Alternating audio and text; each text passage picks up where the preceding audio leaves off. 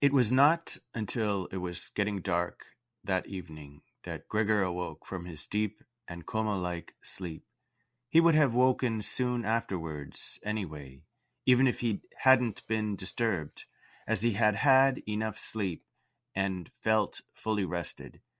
But he had the impression that some hurried steps and the sound of the door leading into the front room being carefully shut had woken him.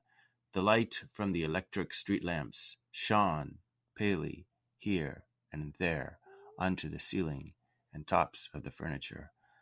But down below, where Gregor was, it was dark.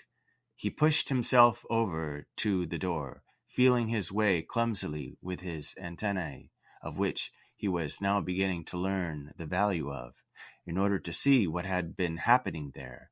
The whole of his left side seemed like one painfully stretched scar, and he limped badly on his 2 rows of legs. One of the legs had been badly injured in the events of that morning. It was nearly a miracle that only one of them had been, and dragged along lifelessly. It was only when he had reached the door that he realized what it actually was that had drawn him over to it. It was the smell of something to eat. By the door there was a dish filled with sweetened milk with little pieces of white bread floating in it. He was so pleased he almost laughed, as he was even hungrier than he had been that morning, and immediately dipped his head into the milk, nearly covering his eyes with it. But he soon drew his head back again in disappointment. Not only did the pain in his tender left side make it difficult to eat the food he was only able to eat if his whole body worked together as a snuffling whole, but the milk did not taste at all nice. Milk like this was normally his favorite drink, and his sister had certainly left it there for him because of that. But he turned, almost against his own will, away from the dish and crawled back into the center of the room. Through the crack in the door, Gregor could see that the gas had been lit in the living room. His father at this time would normally be sat with his evening paper, reading it out in a loud voice to Gregor's mother, and sometimes to his sister. But there was now not a sound to be heard. Gregor's sister would often write and tell him about this reading, but maybe his father had lost the habit in recent times. It was so quiet all around, too, even though there must have been somebody in the flat. What a quiet life it is the family led, said Gregor to himself, and gazing into the darkness, felt a great pride that he was able to provide a life like that in such a nice home for his sister and parents. But what now? If all this peace and wealth and comfort should come to a horrible and frightening end? That was something that Gregor did not want to think about too much, so he started to move about, crawling up and down the room.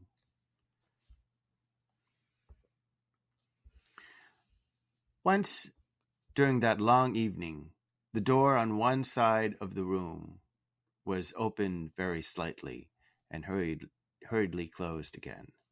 Later on, the door on the other side did the same. It seemed that someone needed to enter the room, but thought better of it.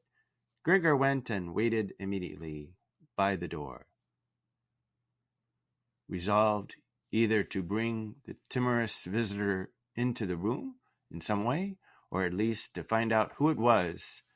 But the door was opened no more that night, and Gregor waited in vain. The previous morning, while the doors were locked, everyone had wanted to get in there to him. But now that he had opened up one of the doors, and the other had clearly been unlocked some time during the day, no one came, and the keys were in the other sides. It was not until late at night that the gaslight in the living room was put out, and now it was easy to see that his parents and sister had stayed awake all that time, as they all could be distinctly heard. as they went away together on tiptoe. It was clear that no one would come into Gregor's room any more until morning. That gave him plenty of time to think undisturbed about how he would have to rearrange his life. For some reason, the tall, empty room where he was forced to remain made him feel uneasy as he lay there, flat on the floor, even though he had been living in it for 5 years. Hardly aware of what he was doing, other than a slight feeling of shame, he hurried under the couch. It pressed down on his back a little, and he was no longer able to lift his head, but he nonetheless felt immediately at ease, and his only regret was that his body was too broad to get it all underneath. He spent the whole night there. Some of the time he passed in a light sleep, although he frequently woke from it in alarm because of his hunger, and some of the time was spent in worries and vague hopes, which, however, always led to the same conclusion. For the time being, he must remain calm. He must show patience and the greatest consideration, so that his family could bear the unpleasantness that he, in his present condition, was forced to impose on them. Gregor soon had the opportunity to test the strength of his decisions. As early the next morning, almost before the night had ended, his sister, nearly fully dressed, opened the door from the front room and looked anxiously in. She did not see him straight away, but when she did notice him under the couch, he had to be somewhere, for God's sake. He couldn't have flown away. She was so shocked that she lost control of herself and slammed the door shut again from outside. But she seemed to regret her behavior as she opened the door again straight away and came in on tiptoe, as if entering the room of someone seriously ill or even of a stranger. Gregor had pushed his head forward, right to the edge of the couch, and watched her. Would she notice that he had left the milk as it was, realize that it was not from any lack of hunger, and bring him in some other food that was more suitable? If she didn't do it herself, he would rather go hungry than draw her attention to it, although he did feel a terrible urge to rush forward from under the couch, throw himself at his sister's feet, and beg her for something good to eat. However, his sister noticed the full dish immediately and looked at it and the few drops of milk splashed around it with some surprise.